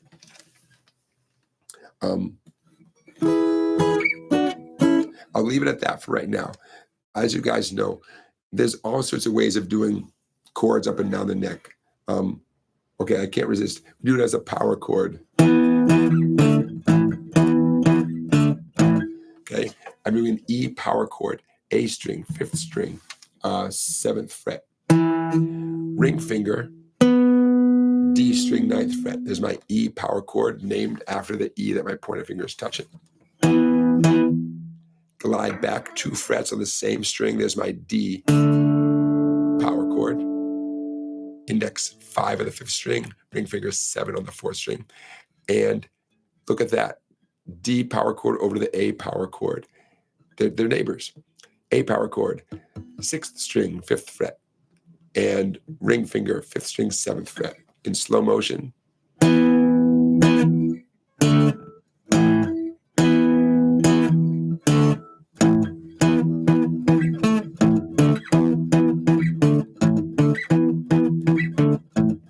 Fortunately for us guitar teachers, it has that instrumental riff, right? Dun, dun, dun, dun, dun, dun, which any hotshot students who's like, this song's easy, I could play it all day long. It's like, okay, well, you got to get good at that little instrumental riff as well. Hey, by the way, rhythmically, that rhythm that goes ba, ba, ba, ba, ba, ba, ba, ba, perfect example of quarter note triplets.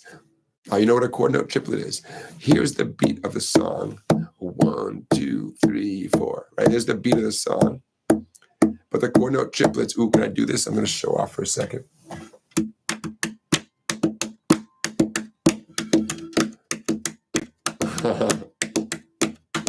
All those years of drum lessons paid off, Mom. Is anybody impressed? So I see this stuff on YouTube, like little kids doing this stuff where they do different technique, like polyrhythms. They're doing one thing with one hand, nothing with the other hand. It's very cool. It doesn't make any of us musical geniuses, sadly. Okay, so here's the quarter note. Some of you can count along with that, right? 1, 2, 3, 4.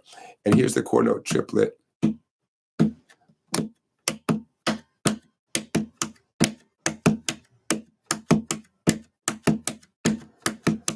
I don't know, I can't explain it.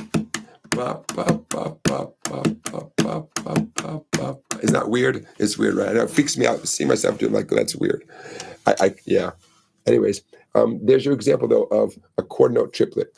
In case you ever hear that terminology, one of the best ways to understand any musical concept, the key to understanding any musical concept is have a reference point, right? So now you have a reference point. Should you, a cocktail party, and if you're at a cocktail party and the subject of quarter note triplets come up, I want to be at that same party. That's going to be a very interesting party. If you hear someone bring up quarter note triplets at the cocktail party, be like, oh, that's that thing in Gloria. Da, da, da, da, da, da, da, da. Now you know quarter note triplets. But my point is, having a reference, that's the key to understanding any of this stuff. For some reason, which is completely lost to me, when I want to illustrate the concept of a shuffle rhythm, a swing rhythm, that chunk, good chunk, good chunk, good chunk of that rhythm, all I can think about is that ego song, Heartache Tonight. There's gonna be a heartache tonight. It's not a favorite song of mine. It's not a favorite band of mine. But if someone, especially someone who's my age, give or take, and I'm trying to get them to understand how a straight rhythm sounds one way, dun, dun, dun, dun, dun, and a shuffle rhythm, also known as a swing rhythm, sounds another way. All I can think about is Heartache Tonight. Bottom line is you want to find some point of reference. And a lot of music theory and a lot of concepts, they stay with you. They stay in your brain. If you're like, oh, it's that Heartache Tonight thing. Got it. And that almost everything I feel like almost every concept I ever grasped, I didn't really grasp it until I heard it. I heard some song that did it. Like, oh, that thing. Oh, I can do that thing. Oh, when the 4 chord is minor. Good old In My Life by the Beatles.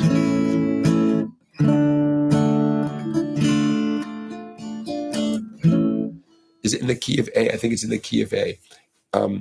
The Beatles in general, and In My Life for sure, was my first exposure to what it sounds like when the 4 chord goes from being a major to a minor before it goes back to the 1 chord. Now, don't quote me on In My Life, but the sound, for our purposes here, we're in the key of A. That's known as the 1 chord. The A chord is the 1 chord of the key of A. The 4 chord, A, B, C, D. 4 chord is D major. But songwriters, including the Beatles, know that you can take the 4 chord and make it minor for a very cool, sophisticated effect, you know? So, hey, Johnny Mobasher, thank you for the super chat. I really appreciate it. You guys are being very supportive. I really appreciate that. Thank you. So the bottom line is, later on in life, I think I heard of this concept where the 4 chord can be minor. And when I heard it, I'm like, oh, it's the Beatles thing, you know? So my point is, I do have a point.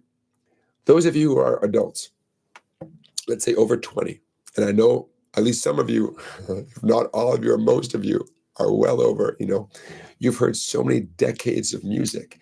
You have all these reference points that you don't even know about, and it's such an advantage because a teacher like me can say something and you're like, oh, yeah, that thing. I know that thing. It's like, there you go. Now you know there's an academic name for it, or now you know it's part of a pattern or whatever. Don't underestimate the value of your library of music when it comes to the studying music. I know it doesn't make your fingers faster. It doesn't make bar chords easier. I get it. But if your goal is to become a better musician, which kind of should be all of our goals, right? In general, become a better musician, then all that music you've heard your whole life, you're going to draw on all that. And it's an advantage you have that nothing against those amazing 6-year-old YouTube geniuses, but they just don't have those connections and those reference points. And they certainly don't have the emotional attachment to stuff like we all do, right? Yeah. Okay. Hey, beginner guitar lessons. Thank you for being here. Let's give it up for beginner guitar lessons one more time for being our moderator. There we go. All right. Very nice. Very nice. Okay. Chris Creates is bring up a point that I can't remind you guys about often enough. When you're watching a YouTube video, look for that little gear in the upper right-hand corner. Click on that gear.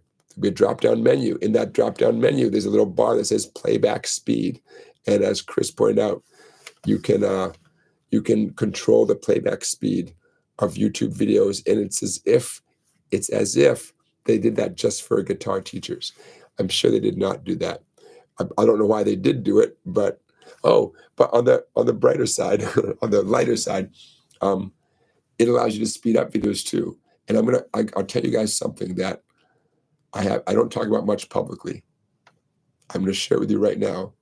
Hope you're sitting down. I really don't like Sweet Child of Mine. I don't think this is a great song. Now you know my dirty little secret. But try Sweet Child of Mine, speed it up 25 or 50%. I love it.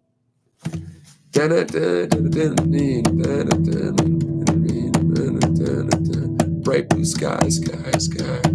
Oh, Sweet Child of Mine. Much better song. Much great song. Love it. Anyways, just in case you have a song that you don't love, try changing the speed. It might work for you. And that's why I'm not a record producer. Because clearly Sweet Child of Mine has entered the song, stratosphere. It sounds great at 50% faster, and YouTube allows you to do that. It's a beautiful thing. Okay, now you know. Now you know.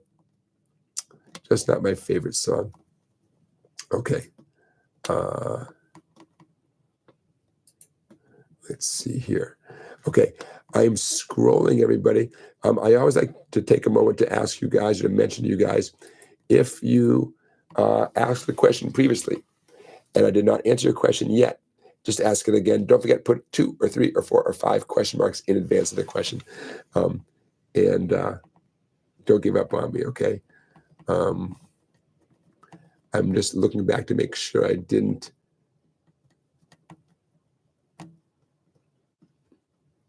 By the way, that I didn't explicitly tell you that quarter note triplet part of Gloria in slow motion.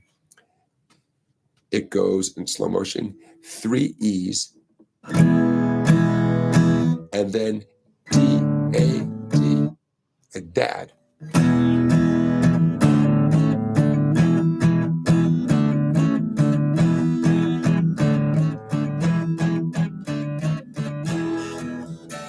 And then back, kind of cool if you think about it from a band point of view. It's like, okay, they got their 3-chord song, and they have the sense, the musical sense, like, okay, the song needs something else. So instead of new chords, they just did something new rhythmically with the same chords. Why not, man? That works. That works.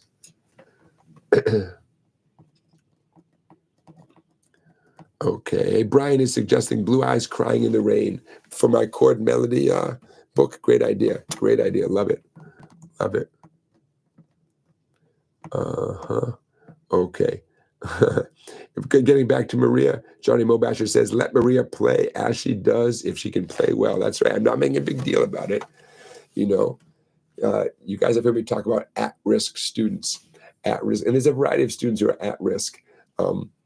In some cases, a student is at risk if the teacher, and I probably have been guilty of this. I don't want to, no one's perfect. When a teacher just spends too much time correcting stuff, you got to do it a little bit for sure, but you know what? You can do it too much, and you can lose some, and then it becomes, and yet, you guys see why I'm bringing this up. What do you do about Maria? What do you do with a problem like Maria? You got to teach good technique, because good technique results in good sound, right? I mean, that's how it's supposed to work. So I don't know. Brian is asking, do I do a podcast? Sort of. You're watching it right now. I haven't done it yet. It's on my list of things. But all of these, this is what, number 37? All of these live streams, I'm going to convert into audio-only podcasts. I just haven't done it yet. What's my excuse? I'm glad you asked, because I forgot to tell you the big news. The big news is not the guitar that I ordered that now I have to start saving up for. The big news is not, the poll question. Here's the big news, my friends. Remember the blues guide? Of course you do. Some of you have it. Not all of you have it. The blues guide, right? A dozen pages of cool stuff. It's short, sweet. It is now free, like free. Free, free, gratis. I don't know how to say it in any other languages. It's free. Okay, what do you mean? Why is it free? It's free because I said it's free, because I wrote it, it's free. So how do you get your copy? For those of you who got your copy back around Christmas time by buying the Christmas book, and you got the blues guide for free as part of it, thank you for buying the Christmas book. Don't get mad at me for giving the blues book away totally free right now. Don't get mad at me. I can explain. Okay, so I'm in the chat. I'm writing, get your free blues guide. And there's the website. Okay, so what am I talking about? Okay. And you guys try doing it right now. For those of you who are at a big desktop computer, whatever, head over to my website, www.song-bike.com. And right on the homepage, there's a place you put your name, email address, click on the subscribe button, and you get this for free. No strings attached. Free, free, free, free. Some people say, no such thing as a free lunch. It's not a free lunch. It's a free ebook. It's an ebook. It's going to get emailed to you as a PDF, despite the fact that I printed it out and I got it nice little spiral binding, and it's made of nice paper with a thick cover. You won't be getting a hard copy. You'll be getting a PDF. Still has all the cool stuff. We save the trees, and it just makes it easier. You can go to Staples and print it out. I hate to say this probably cost me $10-20 to print it out just the way I wanted to, with a binding and a nice cover, maybe $10. It's not that many pages. You can print it out black and white because there's no color stuff involved. The reason I'm giving this away for free, one reason, is I'm working with a marketing firm, and they told me to do it. You might say, wait, what? Oh, we can do a record scratch. Okay, get ready. Here comes the record scratch. I'll say it again. I'm working with a marketing firm. Now, what does that mean, that I'm working with a marketing firm? It means that my friend, who I knew from the volunteer fire department, is in marketing. And he said, hey, man, let me help you out a little bit. So officially, I'm, quote, working with a marketing firm. And he said, it's great. It's to give something away for free, and find out who's out there, and show those people what else they can get, marketing, right? Okay, so yes, it's free, and you're gonna love it. And I'm gonna let you know about other stuff that I do, because if you like this, you're gonna like the other stuff too. Okay, I know some of you are wondering, does it have tab? Of course it has tab. Is it scales? Is it songs? Yes. Is it riffs? Yes. Is it easy? Mostly. It gets a little fancier. There's the tab. There's the regular notation.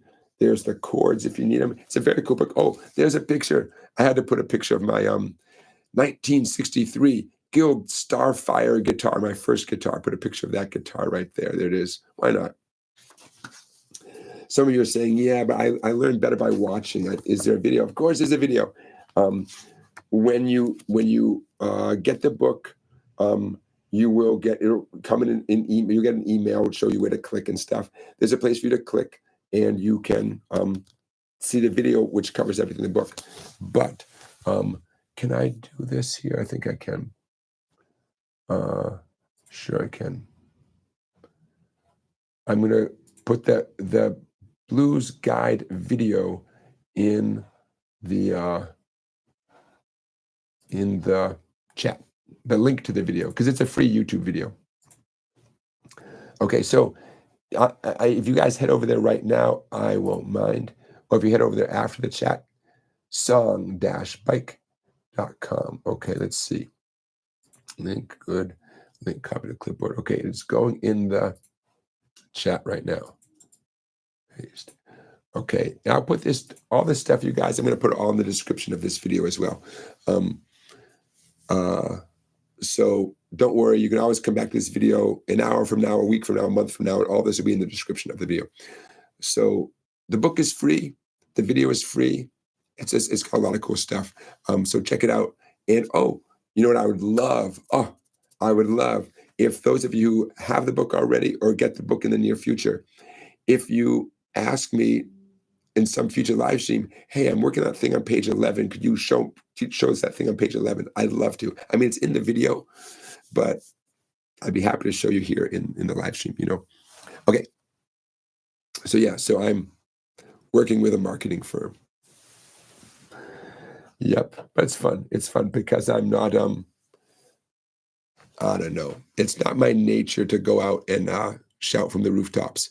So I definitely am one of those people who need someone to say, hey man, you're working pretty hard and you're creating a good product. Have you ever thought of like doing, like, letting the world know about it, or letting the world, like, trying a little harder to let the world know about it. So, and that's what I'm trying to do. Okay. I have a feeling I'm forgetting something. You know what I have handy? I have in my hands here an example of a guitar humidifier. We've talked about guitar humidifiers, and even though winter is kind of wrapping up, it's never a bad time to talk about guitar humidifiers. So as I was getting my guitar out tonight and get ready, I had to take the humidifier out of the sound hole. And I thought, wait a minute, I'm going to keep that humidifier handy for a little show and tell. So this is one good example of humidifier. It's not the only good one out there. Okay, little sponge. You can see these little holes with a little yellow sponge. I know the lighting is not great. Little sponge inside. So you soak it in water for 10 seconds. You squeeze all the water out of it, 90% of the water out of it. You don't want it dripping, into your guitar. Shake out any excess. I wipe it off with a little paper towel, and that's it. You're ready to go. Then this particular thing works by slipping it in the sound hole. And the sales pitch is that it doesn't allow the moisture back out of the guitar, right? It's directing it in, not letting it back out, which is pretty cool. So even if it's not in a case, which I do recommend, it's still directing moisture into the guitar. The ideal thing, though, is doing this and then putting it back in its case, ideally a hard shell case, which is truly going to keep all the moisture in there. So guitars dry out. You can't stop that. You can only slow it down a little bit, but it's worth it. Why not? So that officially is from the Kaiser company, K-Y-S-E-R, the Kaiser Lifeguard humidifier made in the USA. The Kaiser Lifeguard humidifier. Why not? There's plenty of other ones. Any humidifying is better than no humidifying. And this is true for all guitars, but especially acoustic guitars, especially older guitars. Older guitars that have lost a lot of their moisture anyways. So the sooner you do it, the better with older guitars. Johnny Mobasher says, thank you for the blues book. Very generous of you. De nada. De nada is what I say to you. De nada. Brian is asking, with your books, do you have accompanying videos? Yes, I do. I'm trying to think if there's any exception. This is not an exception, but okay. You guys know I have my good old book that actually published by the Hal Leonard Publishing Company. When you buy this book, there's a little code on the inside page. And that code gives you access to the video. So that's that one. All these other ones, yes, the only exception, and there's a reason why this one particular book doesn't have a video. But yeah, there's two little exceptions. When you get this book called The DCG Trick, I think I worked it out. So you actually get the video in the email. You get the real video. Like you can, take it with you and watch it on your phone or whatever. The other exception is, I believe, the Guitar Week one. It doesn't have a video that goes with it, I don't think, because there wasn't enough material, because it's such basic stuff. It just wasn't a need to do a video, or I didn't feel the need to do a video with it, since it's so basic and so self-explanatory. If I did anything, I might have just been like tuning your guitar video with this one. But with all of these, with the exception of the Hal Leonard book and the DCG Trick, with all of these other ones, the videos, little secret, the videos are available for free for everybody at my website. So let's say you don't actually own the Christmas songbook, but you're thinking about it for next Christmas, but you haven't taken the plunge yet. You can still go to my website and watch the video. The video is just me playing it. I believe I don't talk much. I think it's just me playing through every page in the book. How do you find those videos? You go to the website, click on the cover of the book, and that gets you to a page that's dedicated to the particular book. You scroll down on that page, and you see the video there. And if I'm wrong about any of this stuff, send me an email, let me know, but I'm pretty sure it's all right there. I just decided it was easier to make the videos free than it was to put the videos behind a paywall it just was simpler. You still have to pay for the book, the PDF, but it was simpler to do it that way. All right, so I hope that answered your question. Long story short is every book has a video that goes with it. Yeah, because that's what you want, right? I mean, you want that. I do too. I mean, there's nothing like seeing the person actually do it. You know, even if you're great at reading music, it's still, yeah, it's good. It's good seeing the person do it. Okay, my friends, it's just about closing time. Is that possible? I mentioned a basketball player reference. So maybe I'll close on this note because I feel like I covered a lot of stuff. I tell you what, I'm going to scroll up for a minute and see if I missed any of your questions. And then we'll get to, I believe, my first ever, I'm going to end the poll. You know why I'm ending the poll right now? It was exactly a tie. The poll question was, if you could, dramatically improve your picking hand or your fretting hand, which one would you choose? And I just ended the poll because it was exactly 50% of each. That's awesome. I don't know why, but that's awesome. It's not what I expect. I expect everyone's going to say, oh, my left hand, I'm so bad at bar chords and chords. I'm so slow, blah, blah. Got to improve my fretting hand. And you guys are 50-50. Very interesting. My first ever basketball player reference, to my knowledge, and we'll get to that in a second. So I'm scrolling up, you guys, to make sure I didn't miss any of the questions. We will be here next Saturday, same bat time, same bat channel. I don't think I missed any questions. If I did, hey, join us next week and ask me again. Okay. What is the significance? I'm going to put this name in the chat. If I say Spud Webb, you say what? Who was Spud Webb? I'm gonna drink the Spud Webb.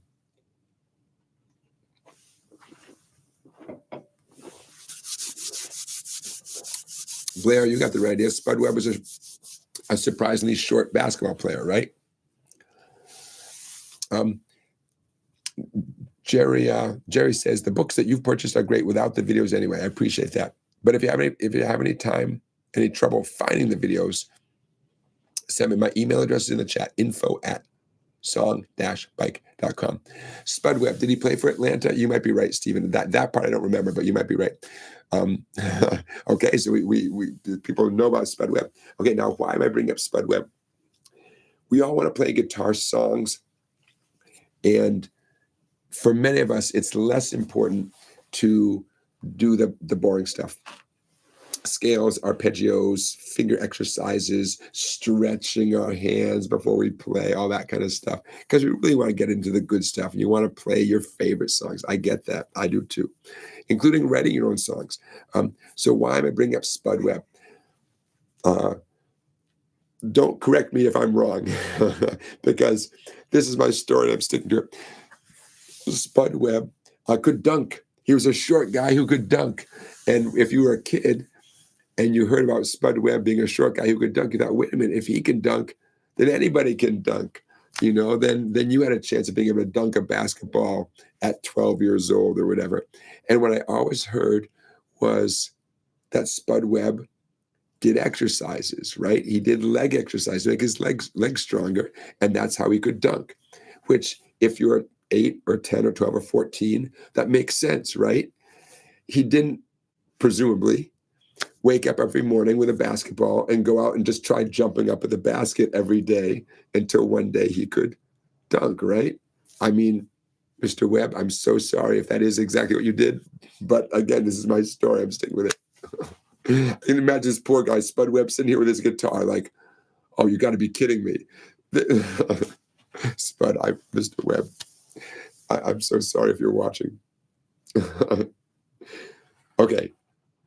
So think about it. We all want to dunk on the guitar, right? We all want to get there. We all want to do that thing, the equivalent of a slam dunk.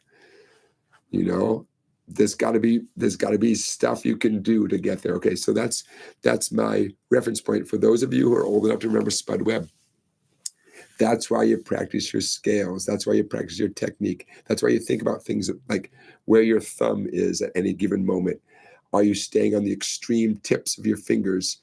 Or if you're doing a bar, say, a bar chord? Are you rolling over onto the edge of your index finger, the edge close to your thumb when you go to play a bar chord? All those little details. Are you holding the pick right? Maybe that loose fist and the pick resting against your index finger while your thumb does all the holding, right? If you don't know what I'm talking about, you got to hold the pick right, make that loose fist. The thumb does all the work. The pick is resting against my index finger. I know this is not a great angle, All right, so bottom line is, how do you dunk? Well, you do a whole bunch of exercises that allow you to dunk, right? There you go. Okay. There it is. There's my basketball reference. I believe it's my first. It might be my last, but I hope I have lots more, lot more references to professional sports. Pat, thank you for going to Songbike. You should get an email shortly, Pat. In that email, there are boxes to click on, boxes that say, download PDF here, and you click on that. There's another box within the email that says, watch the video here, and it links you to the YouTube video and stuff. You'll figure it out. But Pat, if it's making you crazy, email me at info@song-bike.com. Oh, by the way, always check your spam folder, right? You guys know about the spam folder, right? It shouldn't go into your spam folder, but you never know. Right? I guess in theory, we all should be checking our spam folders. That's how I sign off tonight. Ladies and gentlemen, thank you for your time. Always check your spam folders. But do get yourself a copy of the Blues Guide. Enjoy it and watch the video. Ask me about it next time I see you. Happy March, everybody. I look forward to seeing you guys, getting questions from you next Saturday, March 9th already. Good times. And Pat, you got it. Excellent. That's the kind of note we want to end on. Bobby Jones says, great show tonight. Thanks. It's a great show because you guys had some great questions. Okay, that'll do it for me. Enjoy the rest of your weekend, everybody. Make good choices. Play your guitar. Head over to Sweetwater and buy yourself a little something, right? And I guess that's going to do it. Okay, everybody. Take care. I will see you in a week. All right. Good night, everybody.